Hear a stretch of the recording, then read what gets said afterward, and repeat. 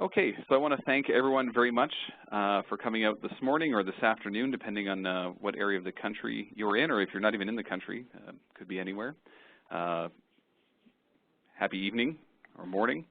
So this is the presentation on the results of the 2016 first-year student survey. I'll just start by saying for those institutions who did participate in the 2016 survey, your USB drives with your files on it were couriered out last week, and so they should have arrived to your institution by now. If you haven't yet received them, it may simply be they're making their rounds through the institution to you.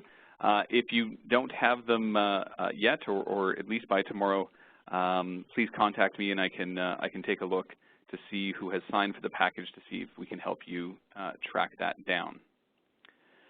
So this is the 2016 presentation of the 2016 first-year survey results, and we'll get right into it. So in 2014, for those of you who are unfamiliar, CUSC redesigned their core set of questions into 3 survey groups: a first-year student survey, a middle-year student survey, and a graduating student survey.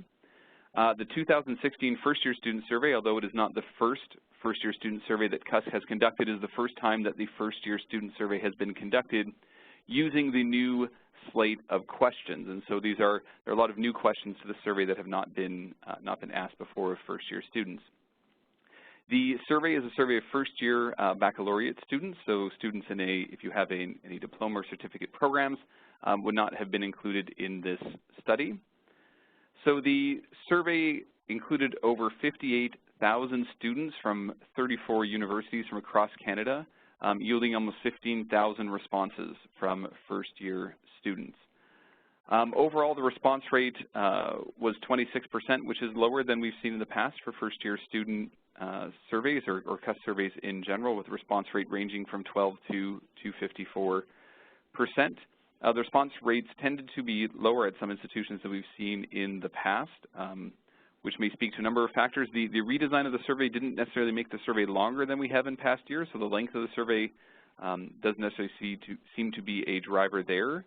I would suggest for those participating institutions at an institutional level, if you look at your response rate and it is lower than what you have expected or what you see on other surveys, that having a dialogue about it with myself or other CUSC representatives would be useful to see for those who get high response rates, what they may be doing differently than other institutions. To ensure that the overall or the aggregate level results across institutions are representative of the entire student population, because not every university surveys their entire first-year student populations, the data in the survey and the data we present is weighted to ensure that each institution is represented based on their entire first-year student population. And differences that we do discuss throughout this presentation are those that are deemed statistically significant. And if you do have a copy of the 2016 report, you can look at what the level of significance we set when deeming things to be statistically significant. So we'll start out by just taking a look at the profile of students. So what do our first-year students look like? Females tend to outweigh males by about 2 to 1, and although it's not necessarily representative, about looking at the samples that were provided, about 60% of students coming in are female. So although we are slightly overrepresenting females, it is not by a drastic amount. And so females are overrepresented amongst first-year baccalaureate students. The average age of students is, as we'd expect, just over 18 years of age. And given the fact that these are first-year students, they do tend to be younger, it's not surprising that just 1% have children.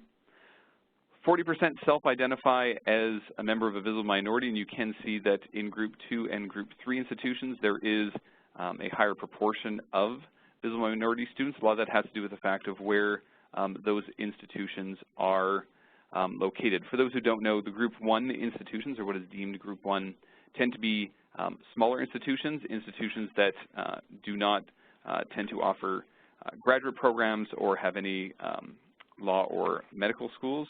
Group 2 are universities that are both undergraduate and graduate studies and tend to have sort of medium-sized student populations, and Group 3 tends to be larger ones that tend to have professional schools as part of their program. About 3% of students self-identify as Aboriginal. which has been sort of status quo for a number of years. About 3% have always sort of self-identified as Aboriginal across institutions, and Group 1 institutions tend to have a slightly higher proportion of students who self-identify as Aboriginal. In terms of students' disability, so 22% of students self-identify as having a disability. I will say that because students are allowed to self-identify, this probably drastically overrepresents the proportion of students that would be deemed to have an actual disability. One thing to consider is, especially, for example, there are those who self-identify as having a vision disability. And as you can see in the second bullet, of those with a vision disability, only 16% say that they require accommodations. And so there may be a number of students here who, are using glasses or may need contacts or whatnot that say they have a disability when in fact it would not be something we'd necessarily deem as a disability. The most common disability, so amongst that 22%, the most common disability identified are mental health disabilities at 12%. And again, some of these will be self-diagnosed disabilities as opposed to ones that maybe have been diagnosed by a health professional. Amongst those who do self-identify as having a disability, 32% say that they require accommodations for their studies, and of those who do require accommodations, 55% say that the accommodation that they require is adequate. The ones that are most likely to say that they require accommodation are those with a learning disability. 62% of those with a learning disability are those that say they do require accommodations for their studies. So where are students living? So given that these are first-year students, there's a mix of those who are living on campus and those who are living with parents or guardians. The one difference we do see is those Group 2 institutions do have a much higher proportion of students who are living on campus versus those who live with parents. One interesting thing is of those who are not currently living on campus, about a third of students who aren't living on campus say they would prefer to live on campus if given the opportunity. So there is still a strong desire amongst those not living on campus to be on campus. Now, whether or not they had decided that they would like to and weren't able to get on-campus residence at the beginning of the year, or as the year goes on, they see the benefits of living on campus and see that it would be preferable now, it's tough to determine, but there is a large group that would like to live on campus. There is a difference in terms of those who self-identify as being a member of a visible minority. Visible minority students not currently living on campus are more likely than non-visible minority students to say they would like to live on campus if given the opportunity. So about 42% of those who self-identify would like to be living on campus versus about 25% of non-visible minority students.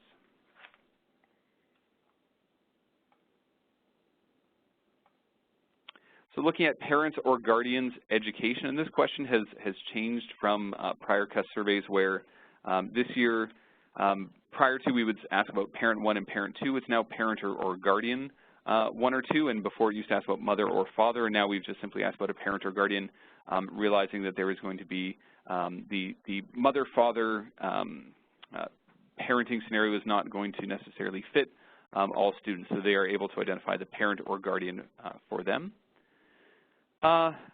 What we find is only about 11% of students self-identify as being sort of first-generation students, so that is neither parent has any post-secondary education. And as we've seen over time with CUSC surveys, that this proportion has been going down. If you go back to about 6 to 9 years ago, this proportion was closer to 20%, so it's been almost half over the course of the past 10 years or so. And what you do see is an uptick in the proportion who have at least one parent with a graduate-level degree. 20%, so almost 1 in 5 first-year students have a parent with some graduate-level education.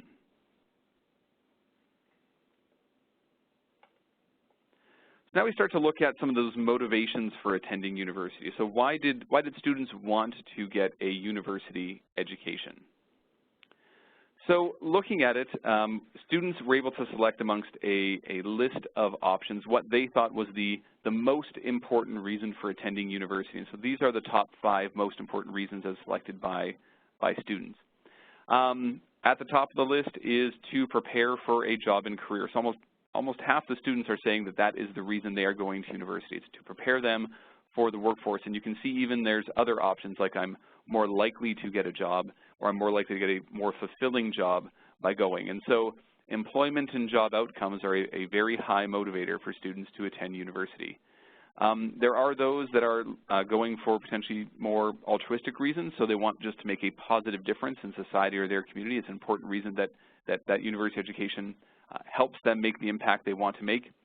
And for some, it's to fulfill their intellectual curiosity. Workplace or job outcomes may not be as important. They simply just want to become more educated. But for the most part, jobs and careers are the main drivers for choosing to select a university education. So the motivators for going to university are related to jobs, but how do they go about choosing the university? So first we look at where or who they are applying to. And what we find is that the vast majority of students, 76%, are applying to more than one university. They're applying to multiple universities. And there is a small proportion as well that are applying to a college or cégep. About 17% of students are hedging their bets by applying to a college as well. Even though students are applying to, many are applying to multiple institutions, about 8 in 10 or 81% of students are attending or say they're attending the university that was their first choice. So they were able to go to where they wanted to go to. Of interest, as students get older, they are much less likely to apply to multiple universities.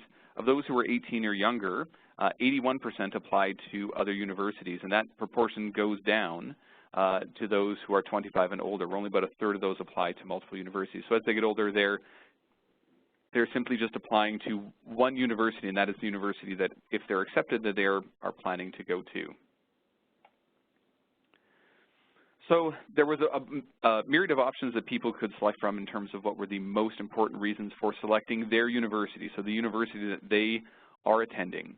And the top 5 reasons here, you can see, unlike the reasons for going for university, where there was one that was much higher than the rest, there is a little bit more, much more variability in their answers here. So at the top, it was that the university they went to has the program that they wanted to take. So it indicates for those who potentially have a program in mind, it had the program that they wanted. So whether it be an English degree, whether it be a bioscience degree, whatever the degree is that they're interested in, the program, the university has the program that they are considering most at the time that they were applying. For some, it's wanting to live close to home. So 16% of students overall say, I wanted to live close to home. For others, there's the practicum or work experience aspects are a big driver. The academic reputation of the institution does play a role. As you can see, for those in the Group 3 institutions, which are the much larger institutions, the academic reputation does play a stronger role in terms of why they selected their institution. And the cost of tuition fees is also another driver as well. And as you can see, the Group 1 or the small institutions is something that it's a bigger driver for them as well. This year, there were questions specifically asked of students who were identified in the samples provided by institutions as being international students, and questions specifically for them about why they selected the institutions they did. These are questions where students rated it as either being important or very important, so these was not just a single response. These percentages represent those who said these were important or very important. So why did they select the institution they did? So, at the high end, the cost of tuition and fees for international students was something that is a driver for them. That was important or very important in making their decisions. They thought that the institution would be a welcoming environment, and the academic reputation of Canadian universities was something that to them was important.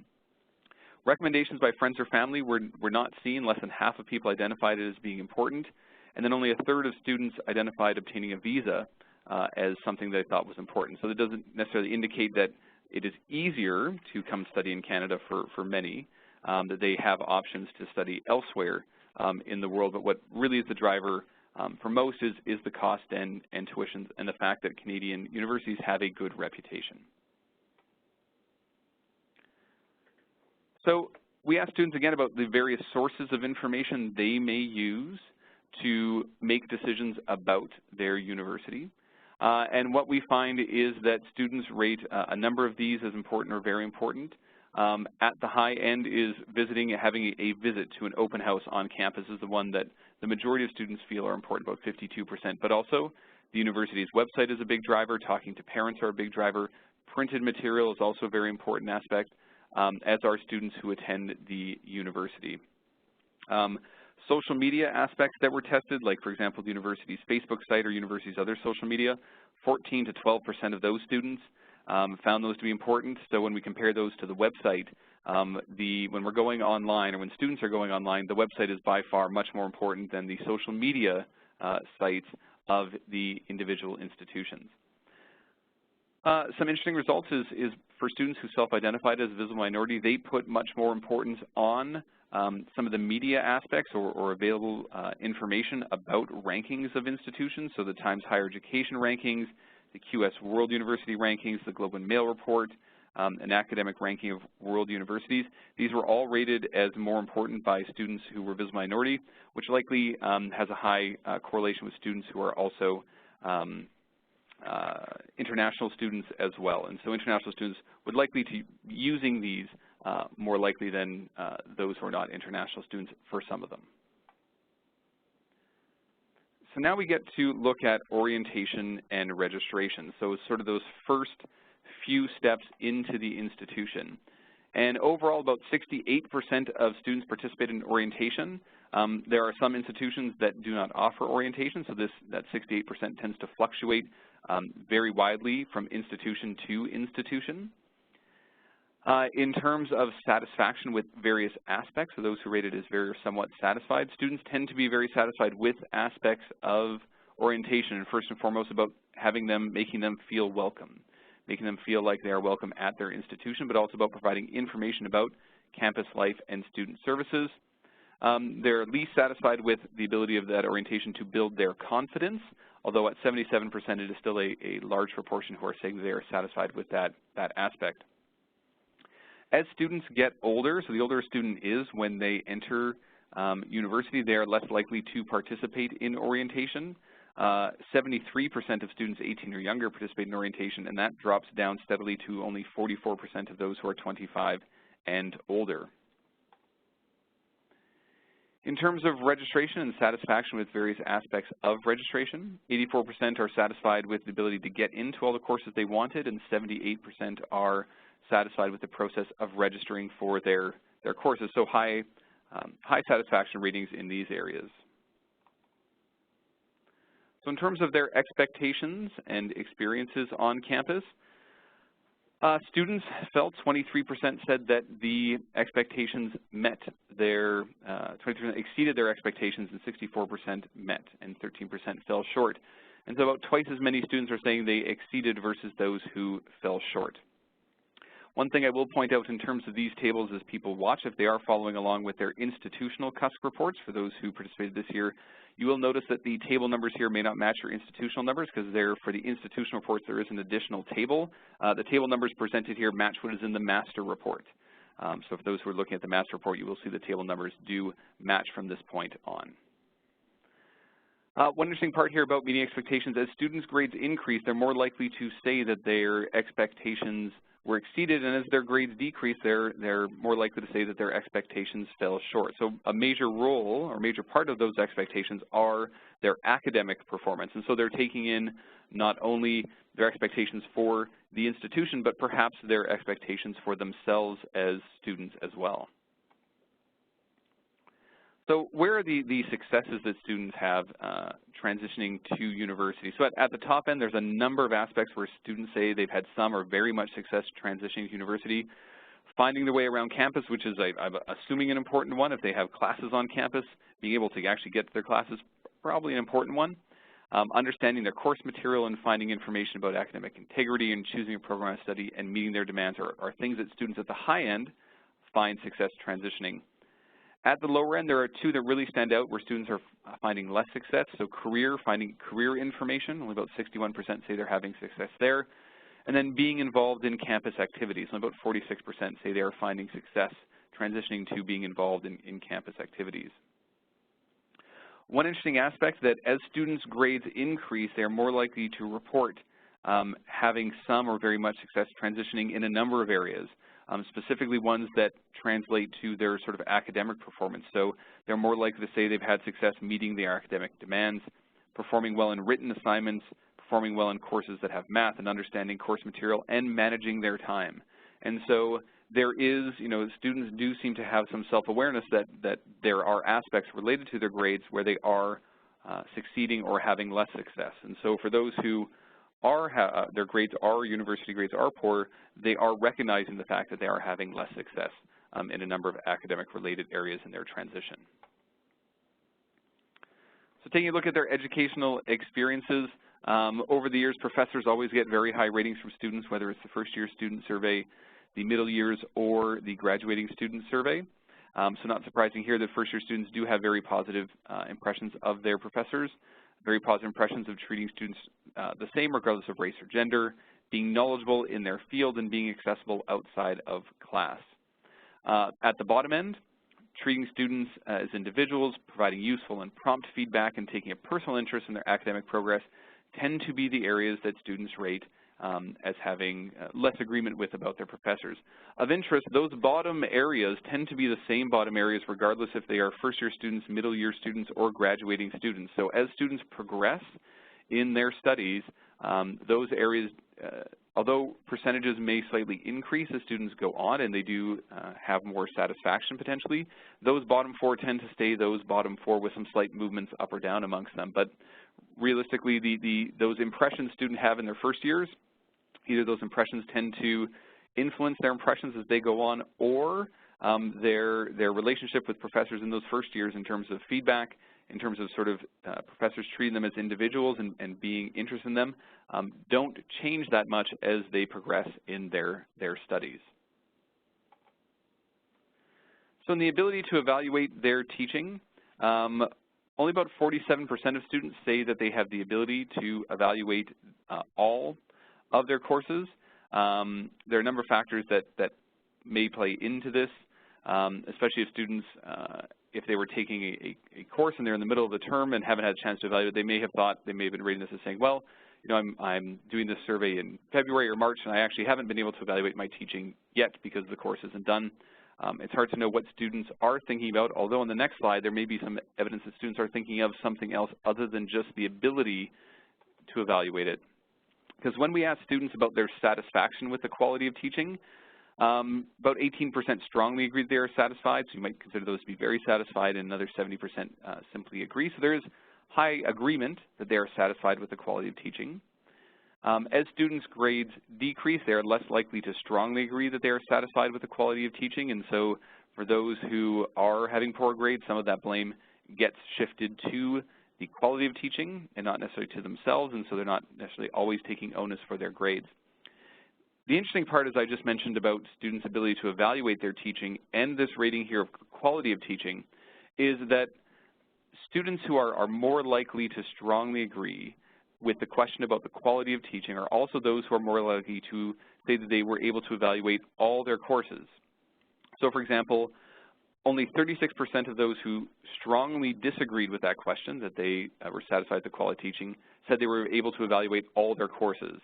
That compares to 60% of those who strongly agreed. And so there's a number of things that could be going on here. That ability to evaluate, students who are less satisfied with their teaching may simply be reading or interpreting the ability to evaluate as sort of their satisfaction with the evaluations that they can do. And so although they have the ability to do it, they may not necessarily feel as if they've been able to evaluate the quality in the way they want to evaluate the quality. Perhaps it also may speak to the fact that those who are seeing poor quality teaching are simply not showing up to class as often and may simply be missing, if your institution is doing in-class evaluations, they may simply just be missing that chance to evaluate their teaching. There's a number of factors here that could be playing into those. Part of it may be students' interpretations, part of it may be behaviors, but either way, an interesting relationship between those two questions. In terms of perceptions of other staff besides professors, students, regardless of the survey, these are asked in middle years and graduating, are always very positive about support staff and teaching assistants. So these questions here about commitment to completion, most of these are questions that are only asked of first-year students. A lot of these are questions that are pertinent to our first-year students. So the first sort of block of questions are sort of that perceptions of effort and whether or not they agree or disagree with a number of statements about the effort they put in. And so you can see at the high end, students are likely to agree that they're willing to put an effort to be successful and that they normally go to their classes. They have less agreement with the fact that they can deal with stress and they have good study habits. And so although they're willing to put in the effort, their study habits, for many, could use some assistance.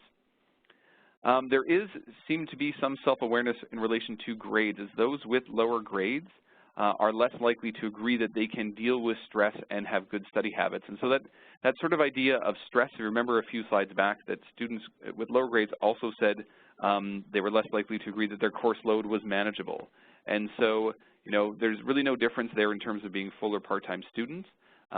So it does seem that those students with poorer grades are those that, have trouble managing their time, or those who aren't able to deal with their course load and stress. And so these emotional aspects do start to become more apparent amongst those with lower grades in terms of the toll or the stress that they feel from it. Another interesting thing is that when we compare male and female students, there is only one relationship that actually meets our criteria for being statistically significant, and that is the fact that men are more likely to agree that they can deal with stress more likely than female students can. Part of that could be true. Part of that may be some bravado on behalf of the male students, but either way, it is the only statistically significant difference between our male and female students amongst all our questions asked. In terms of perceptions of their university education, there are those who most agree that they're finding their courses interesting and manageable, they have adequate information, and that they're in the right program for them. And here's another one where they're saying their course load is manageable, where students with higher grades, 86% say, yep, my course load is manageable, and that compares to 68% of students with a grade of C+ or lower. So another relationship there that shows us what students with lower grades may be facing. In terms of finances, an agreement with states about the finance, equally 71% say that university is worth the cost, and 71% agree that they have the financial resources to complete their program. When you think about it, it means there's about 3 in 10 or students who don't necessarily have the financial resources to complete their program, and maybe an interesting cohort there to follow to determine if they do continue, if they rely on financial aid and other resources there to finance their education to actually make it through their program. In terms of their perceptions of persistence, 91% plan to come back to this university next year, but only 82% plan to actually complete their degree. So there is, almost 10% of students who, although they plan to come back, they plan to leave the institution at some point before completing their program. And so that is another interesting group to determine, to sort of see, well, why is it they plan to come back but don't plan to complete their program? There are those who plan to transfer to another university next year, and another 5% who plan to go to a college or cégep in the next year.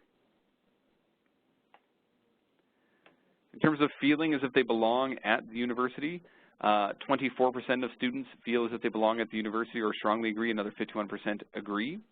Of interest, it was noted that this question was added to the CUSC survey this year, and actually added, it was brought up, this question is an important question, was added sort of very last minute to a block of questions.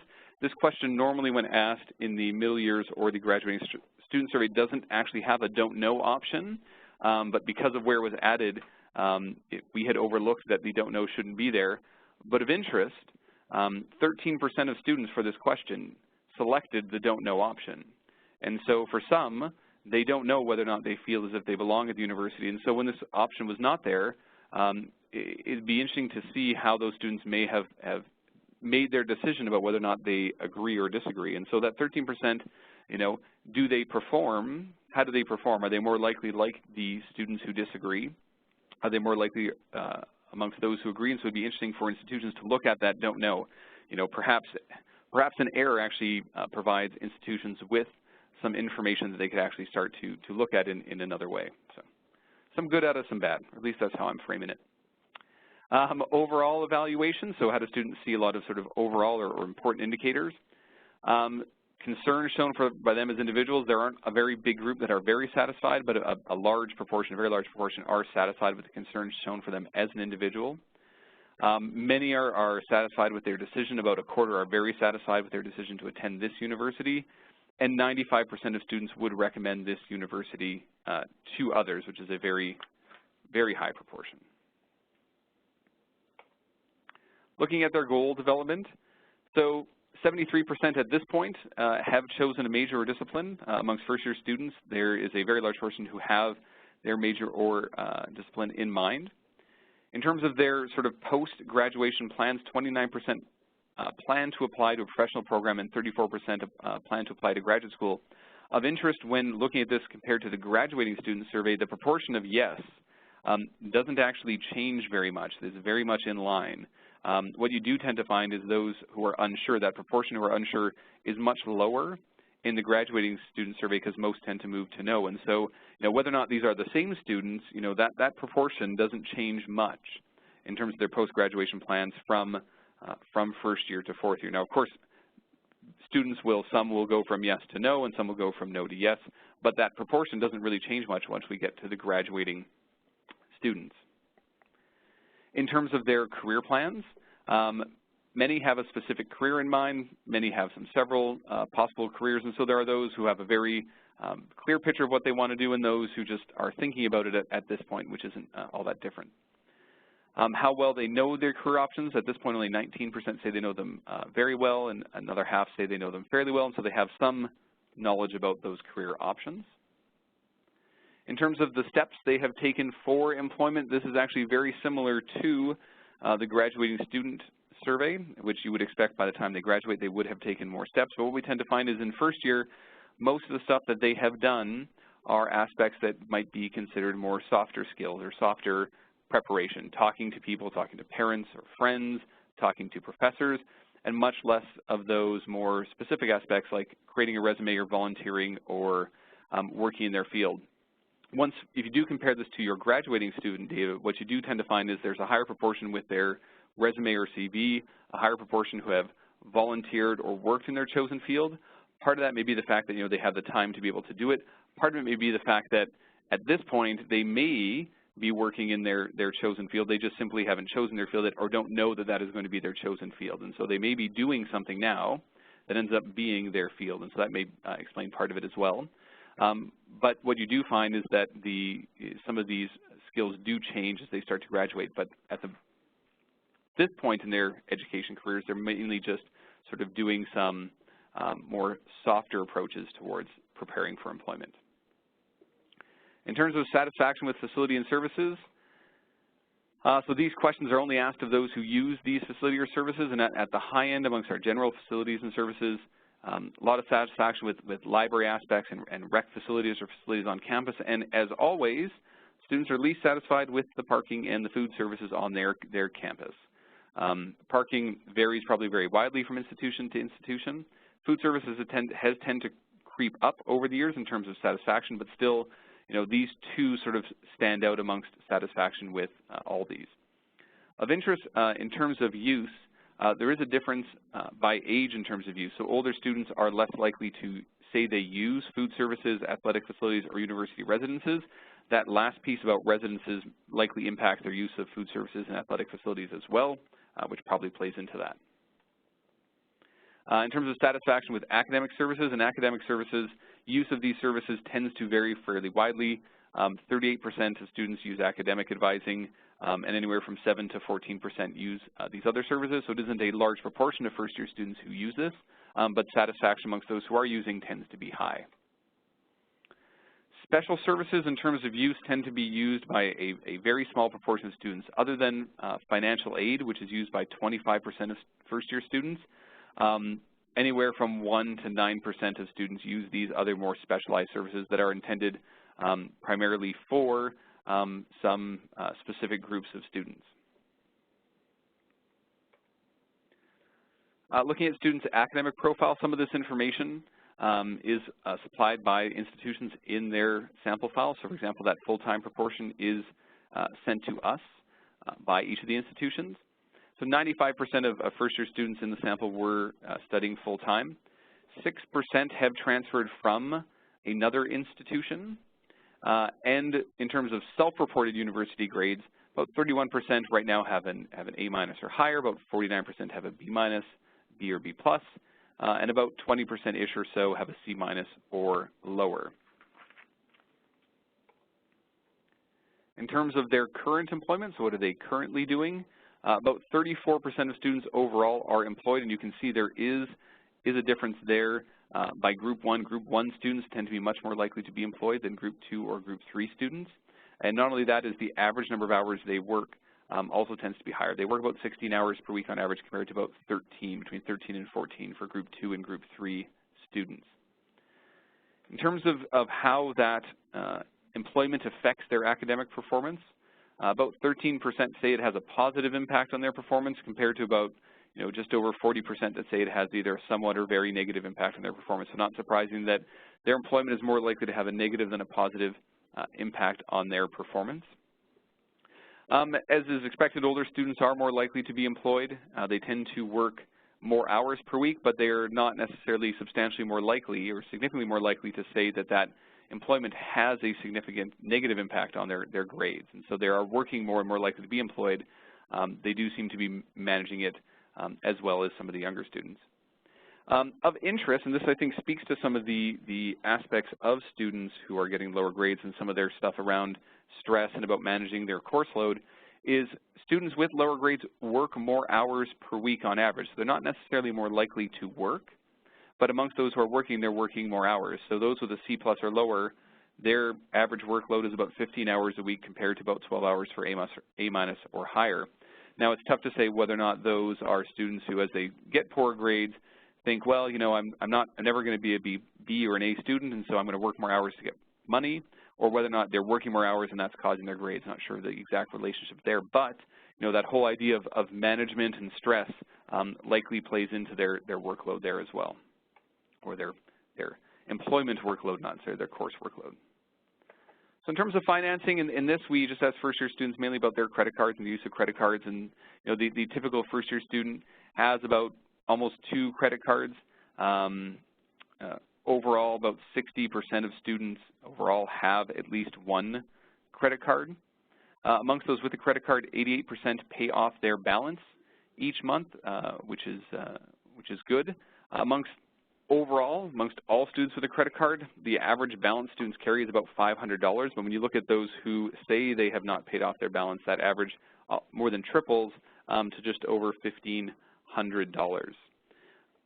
Older students, there's a lot of credit card debt aspects that go along with being an older student. They are more likely to have multiple credit cards. They're more likely to have a credit card.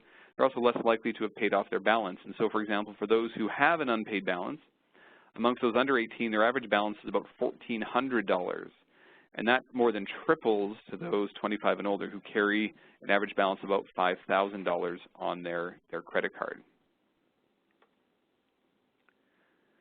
Finally, in terms of financial awards or assistance, about 58% of students say they received a financial award from their university or from the institution they're attending. There's a big spike or a much higher proportion amongst Group 2 than Group 1 and Group 3 institutions. Amongst those who received a financial award, about 29% of students say that they would not have been able to attend university without that financial assistance. So almost 3 in 10 say they would not have been able to attend without that assistance that they received. As students' university grades decrease, they're less likely to say that they received a financial award, and so 70% of students with an A- or higher in university say they received a financial award compared to about half of those with a C+ or lower. So that brings us to the end of the presentation of the results of the first-year student survey.